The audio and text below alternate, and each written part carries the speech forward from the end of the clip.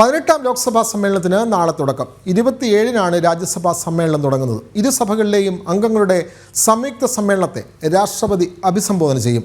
രാഷ്ട്രപതിയുടെ നയപ്രഖ്യാപന പ്രസംഗത്തിൽ ഇരു സഭകളിലും ചർച്ച നടക്കും. ജൂലൈ 2-ന് ലോക്സഭയിലും 3-ന് രാജ്യസഭയിലും പ്രധാനമന്ത്രി മറുപടി നൽകും. വിവരങ്ങളുമായി ഗൗതം അനന്തനാരായണൻ ചേരുന്നു. ഗൗതം, എന്തായാലും പുതിയ ലോക്സഭയും രാജ്യസഭയും അതിൻ്റെ സമ്മേളനങ്ങൾ ആരംഭിക്കുകയാണ്. സത്യപ്രതിജ്ഞ അടക്കമുള്ള കാര്യങ്ങൾ ഈ സമ്മേളനത്തിലാണ് നടക്കുന്നത്. മറ്റു വിവരങ്ങൾ വിനോദ്, 18ാം ലോക്സഭയുടെ ആദ്യ സമ്മേളനമാണ് നാളെ ആരംഭിക്കുന്നത്.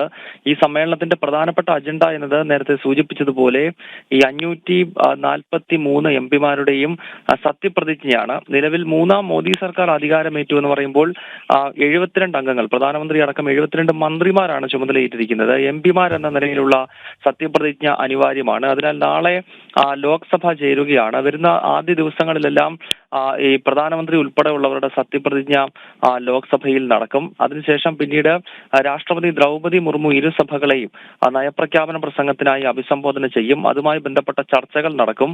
ഈ സമ്മേളനത്തിന്റെ അവസാന ദിനങ്ങളിൽ പ്രധാനമന്ത്രി നരേന്ദ്രമോദി 2 സഭകളെയും അഭിസംബോധന ചെയ്ത് സംസാരിക്കും. വിനോദ്.